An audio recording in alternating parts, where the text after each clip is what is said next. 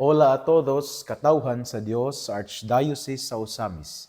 Sa ngalan sa tong kalahuron nga Arsobispo, si Archbishop Martin Sarmiento Khumuwadidi, ug sa kahupungan sa tibuok kaparian, dinhi sa lokal nga simbahan sa Osamis, kini nausab si Reverend Father Eman Pujutan ang maghatod kaninyo sa atong mga pagpamalandong bahin sa Ebanghelyo karong adlaw. Ngigsoon ko diyan ni Kristo, adlaw karon nga Biyernes, Marso 27, 2026, ug ana kita sulod sa ikalima nga semana sa Kwaresma. Ug nining adlaw nga Biyernes mga igsoon, ako nga pagtimbaya di ay una sa atong mga suking tigpaminaw nga kanunay gayod nga nagsubaybay o nakiuban kanato sa atong mga pagpamalandong bahin sa Ebanghelyo. Mayong adlaw kaninyong tanan. Ako day usab nga belated nga mga greetings una ngadto kang Reverendo Padre Zacarias Montifalcon nga kaghapong adlaw nagasaulog sa iyang anibersaryo sa ordinasyon sa pagkapari. Busa ngadto kang Reverendo Padre Tatay Saki Montifalcon, belated happy Presbyteral Ordination anniversary kanimo Tatay Saki. Ako di usab nga belated nga birth ang kaning ordination anniversary usab ngadto ni Reverendo Padre Alejandro Loloy Balbuena sanglit niadtong adlaw nga Lunes, Marso 23, siya usab nagasaulog sa iyang anibersaryo sa ordinasyon sa pagkapari. Busa ngadto kang Reverendo Padre Alejandro Loloy Balbuena, belated a happy Presbyteral Ordination Anniversary kanimo. Si Padre Loloy, siya mao ang kasamtangang padrikura sa Berhen sa Kaluoy Parish, Barangay Pangabuan, Dakbayan sa Tangub. O si Reverendo Padre Saki Montifalcon, siya usab kasamtangan nga parochial vicar sa parokya ni San Isidro Labrador sa lungsod sa Calamba. Busa mga padres, congratulations sa inyo ang pagsaulog sa inyo ang ordinasyon sa pagkapari. Ug karong adlaw di usab mga igsoon, Marso 23, may tabo ang ginatawag og graduation ceremony dinhi sa St. Vincent High School of Bonifacio Incorporated. Unyang hapon sa may alauna hangtod kini mahuman. Kay human sa graduation, may tabo usab ang ginatawag og moving up ceremony.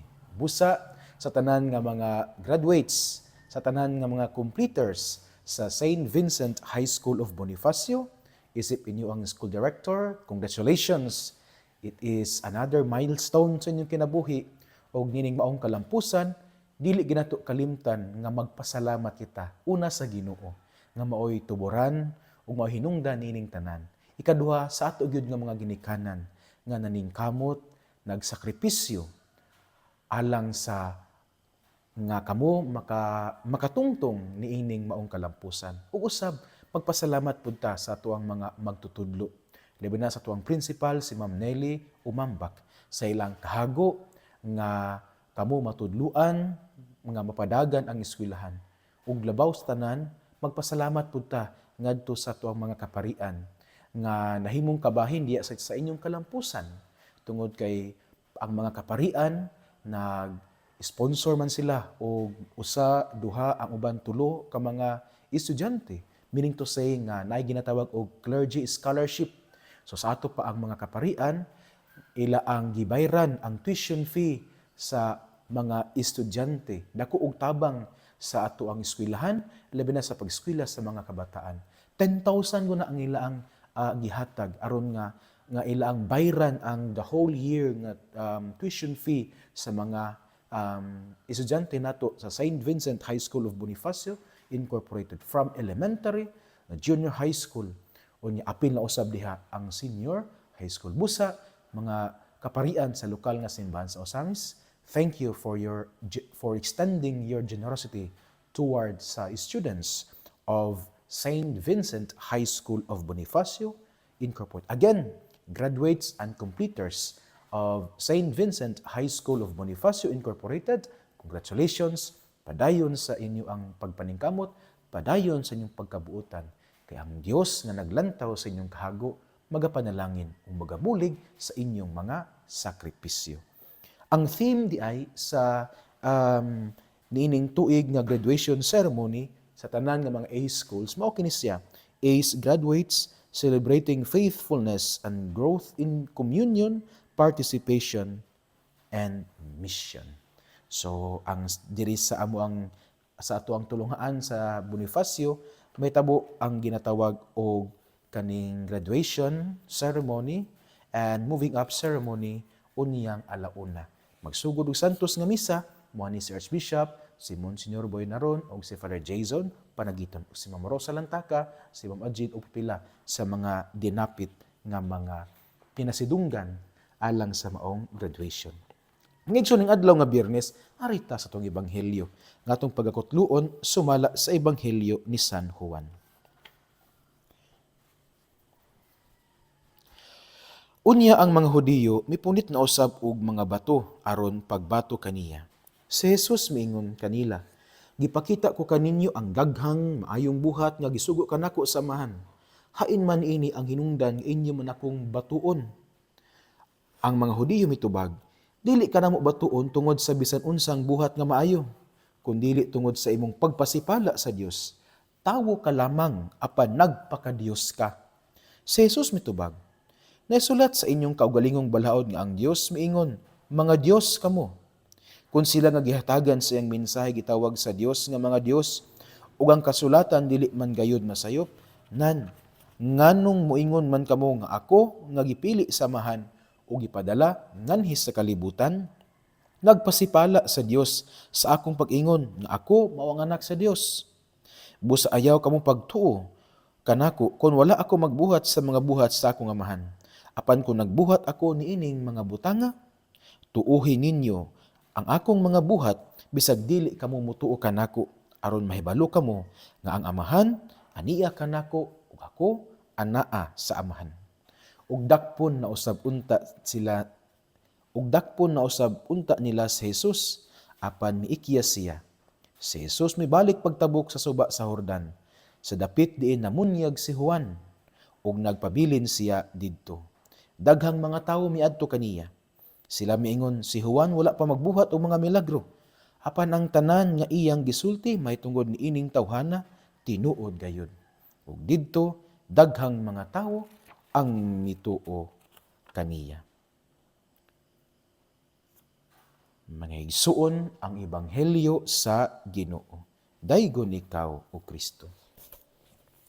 Mga igsoon kada ni Kristo ang atong ebanghelyo karon atong gikutlo sumala sa ebanghelyo ni San Juan kapitulo 10 unya bersikulo 31 hangtod sa 42. Diin ato nga kanabitawng gipadayon pagpamalandong nining maong ebanghelyo nga mao ang identity ni Kristo isip anak sa Dios o ang purpose ang tumong nganong siya gipadala dinhi sa kalibutan mao gayud ang pagpakita sa amahan pinaagi diha sa iya ang mga buhat nga magpasidungog gayud sa amahan.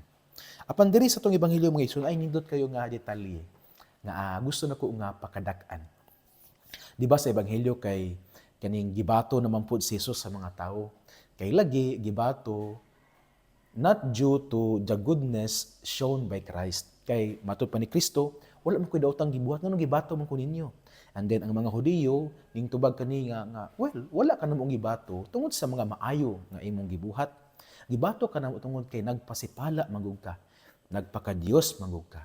So because of that, si Kristo nga wala siya gibuhat nga kaning dautan, all of his actions are good and ang iyang tanang mga buhat nagpakita lamang nga og nagpamatuod nga ang amahan anaa kaniya ug siya usab anaa sa amahan. Pero niining mga maayong gibuhat ni Kristo ang gisukli sa mga tawo mao man ang attempt or threat to kill him. Mao man nga ang mga tawo, ang mga Hudiyo wala nalipay tungod kay nag-focus lamang sila sa daotan nga gibuhat. Apan ay nindot kayo nga panghitabo sa ebanghelyo. After ato mga igsuon, nga unta, dakpo na unta si Jesus, well, gibato naman siya no, unya, dakpo na unta siya sa mga Hudiyo, matud sa Ebanghelyo karon nga atong gibasa, si Jesus miikyas. And then, sa pag-ikyas ni Jesus, asa siya ning adto, according sa Ebanghelyo. Si Jesus, dakpo na unta sa mga Hudiyo, ming-ikyas siya, ug ning adto siya sa suba sa Jordan, sa dapit kung asa siya gibunyagan ni Juan. At first glance, mangigsoon, murag normal ra kaayo nga pag-mention sa lugar kung asa siya gibunyagan. Normal kayo ang pag-mention sa lugar nga si Jesus ming-ikyas, ming-adto siya sa suba sa Jordan where he was baptized by John, no, the Baptist. Apa nindot kini siya nga detalye nga gi-mention sa Ebanghelyo. Tungod kay didto manggod sa suba sa Jordan kung asa siya gibunyagan ni Juan, didto niya nadungog ang tingog sa amahan nga nag-ingon, "You are my beloved Son, to whom I am well pleased." Ikaw ang pinangga kong anak, nga nakapahimuot gayud kanako. Gani sa uban pa nga version di sa Ebanghelyo nga, paminaw kamo niya. Kani siya nga panghitabo sa kinabuhi ni Jesus mga igsoon is actually an assurance kang Jesus nga bisag unsay may tabo sa imong kinabuhi, ikaw pinangga og anak, o kung unsay imong buhaton, kana siya makapahimuot gayud kanako. Meaning to say nga, do not worry. It is as if the Father were telling Christ nga, do not worry. Ayaw ka balaka sa unsay isulti sa mga tawo. Ayaw ka balaka sa unsay reaksyon sa mga tawo. After all, you are not there to please them, but you are there to please me. Ug ako nga naglantaw sa imong buhat, nahimuot gayud kanako. So meaning to say mga igsoon nga si Jesus, ning balik didto sa lugar kung asa niya nadungog ang mga pulong, ikaw pinangga kong mga anak, ug nahimuot ako pag-ayo kanimo, because it is there that Christ will be reminded again nga siya magpabiling, matinud-anon ug mupadayon diha sa misyon despite sa unsay reaksyon sa mga tawo. Tungod kay kini nga misyon, ang iya ang tumong mao nga iya ang i-please, dili ang tawo apan ang Dios. Kididto sa suba sa Jordan mga igsoon, one of the places diin na encounter ni Jesus ug iyang nabati nadungog ang assurance sa Amahan. In other words, mga igsoon, ang suba sa Jordan, diin gibunyagan si Jesus, didto niya, usa to sa mga lugar, diin na sinati niya kinigitawag nato og religious experience. Kana bang experience bitaw nato sa Ginoo, nga anianang maong lugar, ato gyud nga nasinati ang Dios, ato gyud nabati ang pagiya sa Ginoo, ato gyud nabati ang lamdag sa Espiritu Santo, pero nabati nato nga, ay, kinisi nga akong pagabuhaton, it is from God. I only participate with Him ni ining maong misyon. So sa gibati nga kaguol ni Jesus, nga gusto nga gibato siya sa mga tawo, sa gibati nga kanabitawong kabalaka or kahadlok ni Jesus, nga siya dakpon sa mga tawo, He went back to that place where He encountered the Father to remind Him that this mission must go on. I must go on. Because I am here not to be people pleaser, but I am here to become faithful to God. Unsay punto ani mga igsuon? Kini gayud alang sa tanan nga mga nangalagad sa simbahan. Sa atong pagpangalagad dili nato tanan ma-pleased. Sa atong pagpangalagad nagi dili ganahan nato sa atong mga style or pamaagi sa pagpangalagad, the way nga kita modala sa atong katungdanan, o nagi mga tawo nga dili ganahan kanato kay gusto sila nga sila maoy naa sa atong responsibility sa atong responsibilidad, kay nagtuo sila nga kung naa ta ani nga posisyon nagitay ing-ani nga gahom nga gusto sila ani. Tungod kay gusto nila ang gahom, munang masuya sila, dili sila ganahan. Napoy uban nga dili ganahan sa atong pamaagi sa pagpangalagad tungod kay ma-disturb man sila sa atong mga gipangistorya. Maayo noon nga ma-disturb sila sa pulong sa Ginoo. Pero dili sa ganahan because they are kana bitaw naanad na sila sa komportable nga style sa kinabuhi nga dili ma-disturb sa pulong sa Ginoo. Naay mga tawo nga mo buhat natog mga istorya-istorya. Naay mga tawo nga mobungat kanato og mga dili maayong istorya. Naay mga tawo nga gam-an taw isyu. Naay mga tawo nga butang-butangan ta. Naay mga tawo di gid ganahan kanato. Naay mga tawo magdumot kanato sa tong pagpangalagad. But it's okay. It's okay. Ang atong buhaton lang is padayon. After all, ang nagtawag kanato dili man sila. Ang nagtawag kanato mao man ang Ginoo. O kung mahimo kitang magmatinud-anon, kung kita mo padayon sa pagpangalagad, dili man pud tanan against nato. Naamo pa mga tawo nga mosuporta kanato. And so let's continue and be inspired not by those people who are against us, but by those people who see our true motive, our true intention in serving the people. Nakita nila nga kita nagtinarong, nakita nila nga kita nagmatinud-anon, busa sila mosuporta nato.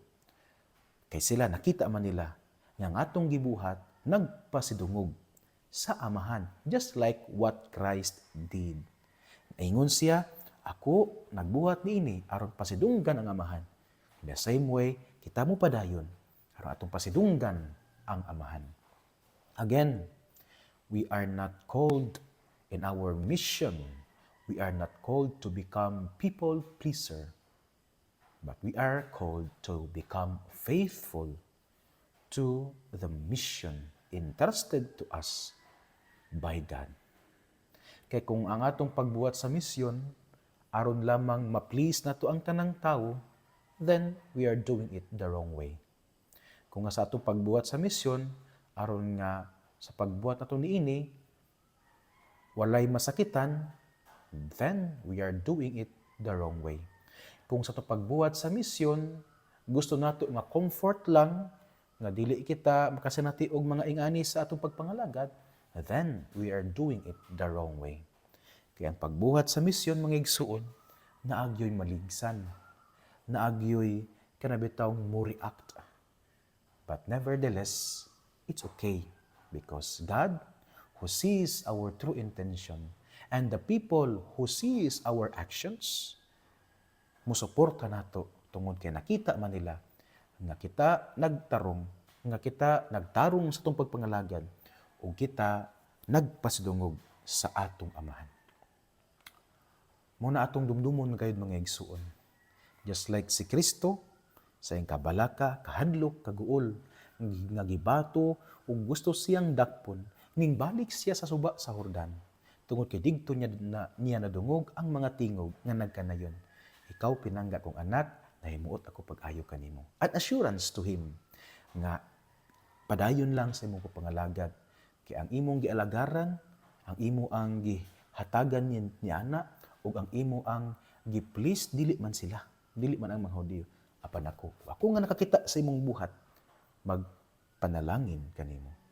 And so nindot kayo mga igsuon, nga kini atong pamalandungan, tungod kay naghatag man nato ni siya og inspirasyon, nga mopadayon, taliwala sa mga pagsulay sa kinabuhi. Kay even pain in doing mission is a form of becoming. Becoming more stronger, becoming more inspired, becoming more resilient, and most of all, becoming more loving and faithful to the mission entrusted to us by God. Mga igsoon, dinhi nakukutob sa akong pagmalandong dinhi sa itong ebanghelyo nga atong gikutlo sumala sa ebanghelyo ni San Juan, Kapitulo 10, versikulo 31 hangtod sa 42. Again, usbon nako nga kini nga ebanghelyo nagpahinumdom kanato. Nga susama nga si Kristo nga gibati og kahadlok, kabalaka ug kaguol tungod kay sa iyang gibuhat nga maayo, batuon man siya sa mga tawo o gusto siyang dakpon sa mga tawo, ning balik siya sa suba sa Jordan, didto sa lugar kung asa sa gibunyagan ni Juan, to remind him nga padayon lang siya sa iyang pagbuhat sa misyon, balag na dili ganahan, balag na gusto mo patay kaniya. Because whom he pleases, is not the people, but God. In the same way kita usab, nga nakasinati og mga different kind of persecutions diya sa pagpangalagad. Padayon lang ta. Tungod kay kini nga misyon, dili alang nga ma-please ang tanang mga tawo. Kini nga misyon, dili alang nga malipay or magpabilin sa comfort nga kinabuhi ang mga tawo. But most of all, kini nga misyon, aron kita makapahimuot sa Dios. Aron makita nila sa itong kinabuhi ang amahan, ang presensya sa Dios. Ngigson ang mayong balita nga maong pulong ni Jesus ang ay ginatong paminawon pamalandungan ug paningkamutan nga puy-an diya sa atong kinabuhi. Kay bulahan kayo ang tawo nga naningkamot nga magpuyo sa mga pulong ni Jesus. Sama siya sa kahoy nga gitanom daplin sa sapa kansang dahon dili gayud malaya. Tiempo sa timbunga siya mohatag ug mamaayo ug daghang mga bunga. Amen. Pangigsuon sa sunod na usab nga higayon nga kita mamalandong sa pulong sa Dios. Salamat sa inyong panahon sa pagpaminaw. Salamat sa inyong suporta. Uban sa panalangin, uban sa pangama sa atong mahal nga inahan, nagisangpit natong mga misamisnon nga berhen sa kuta, ang Dios unta magapanalangin kaninyo kanunay sa ngalan sa Amahan ug sa Anak ug sa Espiritu Santo. Amen. Mayong adlaw mag-amping. Ki Dios let siempre bendiga.